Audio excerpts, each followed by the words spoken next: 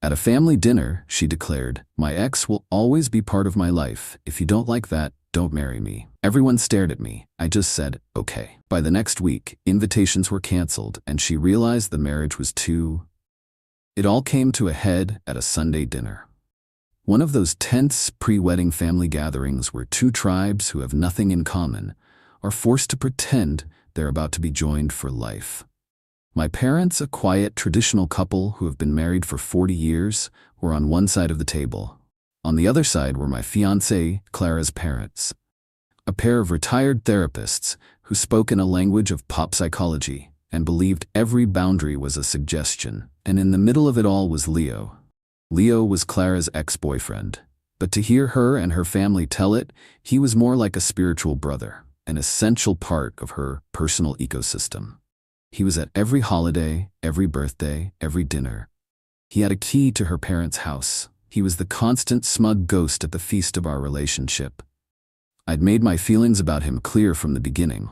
I'm not a jealous man, but I believe in boundaries. I believe a past relationship should be in the past, not sitting at your dinner table making inside jokes with your future wife. My objections were always met with the same condescending lecture from Clara and her parents about my possessive masculine tendencies and my inability to embrace a more fluid, modern concept of family. They treated my traditional values like a charming but ultimately primitive character flaw. I went along with it, not because I was a simp, but because I was playing the long game. I wanted to see how far she would push it. I needed to know if the foundation we were building on was solid rock or just sand. The topic of the wedding seating chart came up over dessert. My mother, a woman who speaks her mind with a quiet but firm dignity, had a simple question. "Clara, dear," she began, looking at the draft of the chart. "I see you have Leo seated at the main family table, next to your aunt. I was just wondering if that was the best place for him. Perhaps one of the friends' tables would be more appropriate?" The air in the room instantly went from chilly to arctic. Clara's mother put her fork down with a clatter. Clara herself flushed a deep, angry red. "My mother is just concerned about optics, Clara," I said, stepping in before she could explode. "Having your ex-boyfriend at the family table might send a confusing message to our guests." Clara turned on me, her eyes flashing. "A confusing message? The only confusing message here is that you and your parents are still living in the 1950s. Leo is my best friend. He is family. He was a part of my life long before you were, and he will be a part of my life long after.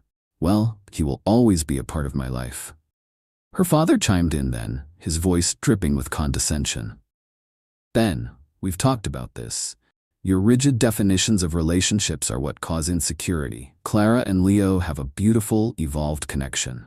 You should be celebrating that, not trying to control it." It was a perfectly executed 2-on-1 attack, with her mother nodding in solemn agreement. They had been practicing this kind of psychological maneuvering for years. But this time it was different. This time, my parents were there, watching this woman and her family treat me and our impending marriage with such casual, arrogant disrespect. Clara, feeling emboldened by her parents' support, decided to press her advantage. She stood up, her hands on her hips, and delivered the line that would bring the entire charade to a crashing halt. She looked from my mother to me, her voice loud and clear for the entire room to hear. "Let me make this perfectly clear for everyone. My ex will always be a part of my life. He will be at our wedding. He will be at our children's baptisms. He will be at our holidays. That is a non-negotiable fact. If you don't like that, then don't marry me." The ultimatum hung in the silent room. It was a declaration of war. Everyone stared at me, waiting for my reaction. They expected me to argue, to plead, to back down as I had done so many times before, just to keep the peace. Clara had a smug, triumphant look on her face. She thought she had me trapped. I didn't say a word for a full minute. I looked at her, standing there in all her defiant arrogance.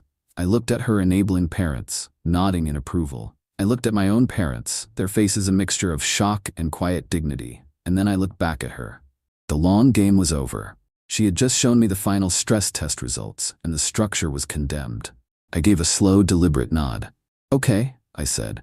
The word was so quiet, so devoid of emotion, that it seemed to confuse her. "Okay?" she repeated, her tone mocking. Okay, you'll behave? Okay, you'll stop being a jealous child? No, I said, standing up from the table. I folded my napkin and placed it on my plate. Okay, I won't marry you. I turned to my parents. Mom, Dad, we're leaving. And without another look at Clara or her stunned, speechless family, the three of us walked out of the house and out of their lives. Update 1. The drive home with my parents was silent for the first 10 minutes. My father just drove, his eyes fixed on the road, his hands gripping the steering wheel. My mother stared out the window. I think they were waiting for me to break down, to show some sign of regret or heartbreak. But I felt nothing but a profound, almost surreal sense of peace. The weight of a 5-year charade had just been lifted from my shoulders. Finally, my dad spoke, his voice low and steady. Are you sure about this, son? I've never been more sure of anything in my life, I said. My mother turned around from the passenger seat. There were no tears in her eyes, just a quiet, fierce pride. Good, she said. She was not the one for you. We were just waiting for you to see it. When I got back to my own house, the house I had bought, the one Clara had been living in for the past 2 years, my phone was a war zone. Dozens of missed calls, a flood of texts from Clara, her parents, her friends, even from Leo himself. They ranged from furious to confused to pleading. Clara, what was that? You just walked out? You can't be serious. Clara's mom, Ben, you have deeply hurt our daughter.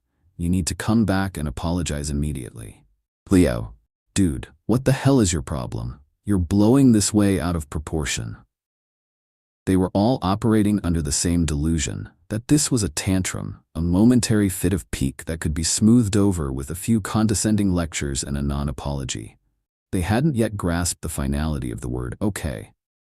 I didn't reply to any of them. Instead, I made a single phone call. It was to our wedding planner, a woman named Cynthia, who was a consummate professional. Cynthia, I said, it's Ben. There's been a change of plans. The wedding is off, permanently. There was a stunned silence on the other end of the line. What? Ben, the invitations are scheduled to be mailed out tomorrow morning. I need you to stop that immediately, I said. Do not send out a single invitation. As for the rest of it, I need you to begin the cancellation process for all vendors. My fiancée and her family will be your point of contact for all financial matters moving forward. They were handling the payments, so they will need to handle the refunds and the cancellation fees. This was a crucial part of my strategy. I hadn't paid for the wedding. Her father had, a fact he had made sure everyone was aware of. Now the financial burden of unwinding a massive 6-figure event was his problem, not mine. The next morning the real shockwave hit. Cynthia, doing her job with ruthless efficiency, began making the calls. The first one, of course, was to Clara's parents. I would have paid $1,000 to be a fly on the wall for that conversation.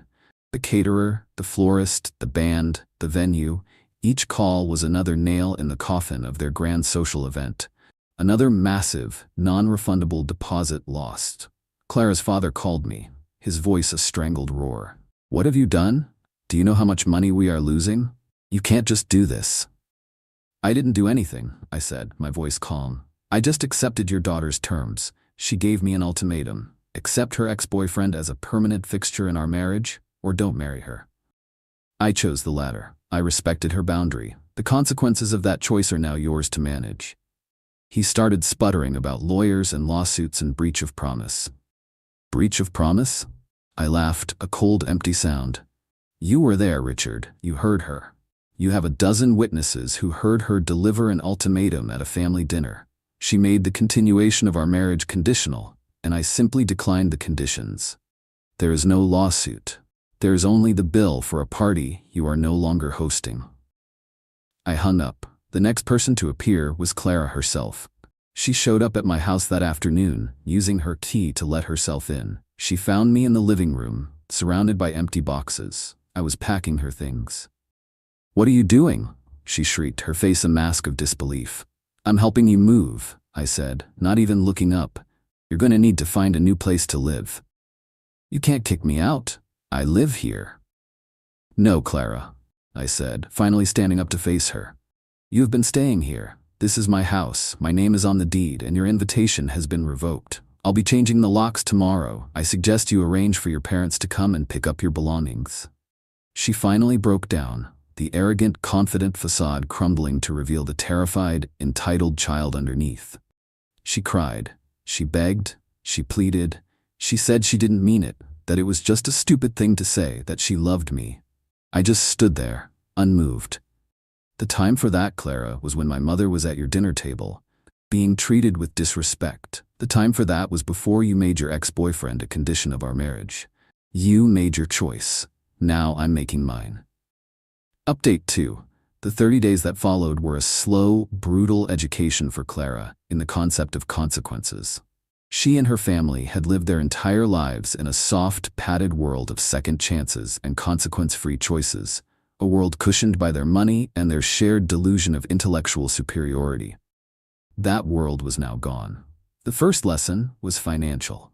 Her father, after a week of threats and bluster, finally realized I was not going to contribute a single cent to the financial disaster of the canceled wedding.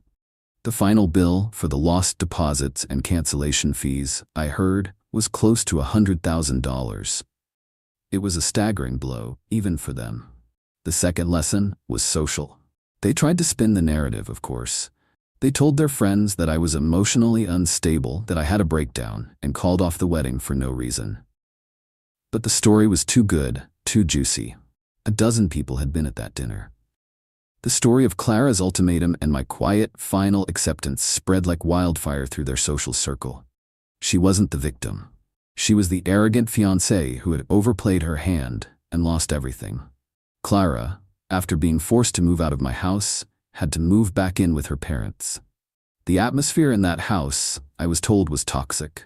Her parents, facing a massive financial loss and a public humiliation, resented her. They were constantly fighting, the thin veneer of their evolved family dynamic stripped away to reveal the bitter, dysfunctional reality underneath.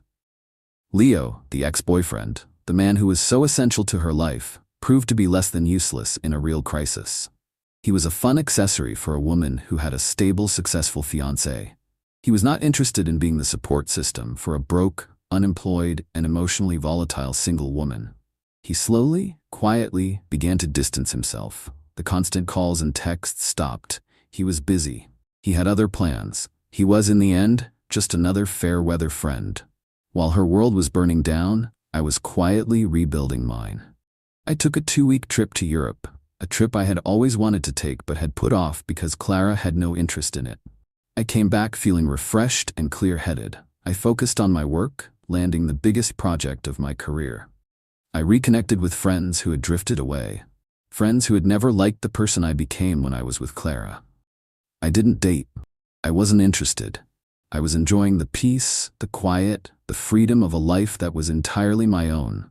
A life where I didn't have to constantly navigate the emotional minefield of another person's insecurities. The final and most satisfying lesson for Clara came about 6 months after our breakup. A major architectural journal published a feature on a historic theater I had spent the last 2 years restoring. It was a huge honor, the pinnacle of my career so far.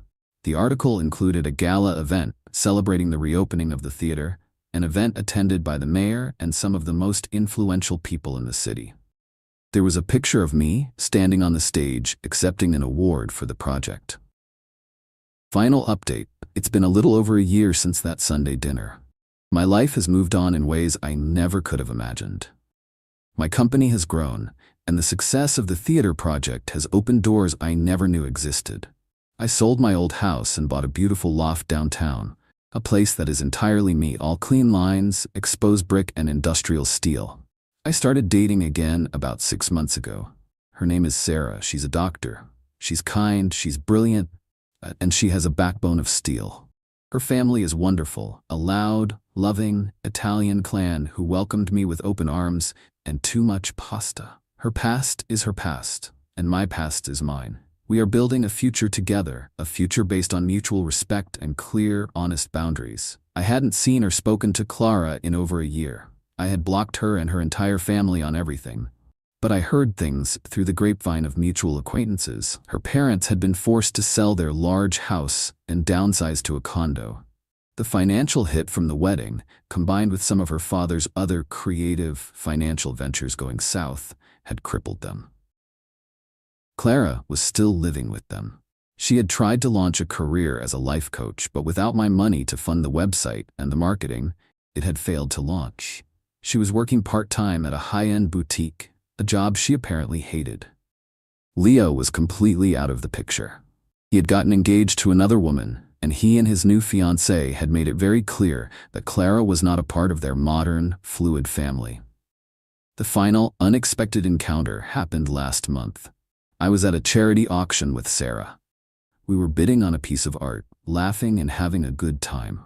I looked across the crowded room and I saw her.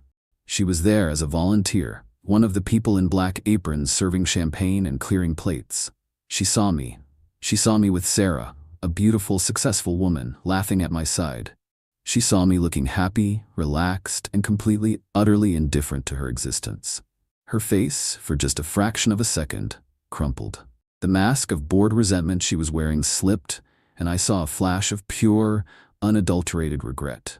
She turned and disappeared into the kitchen before I could even register the moment completely.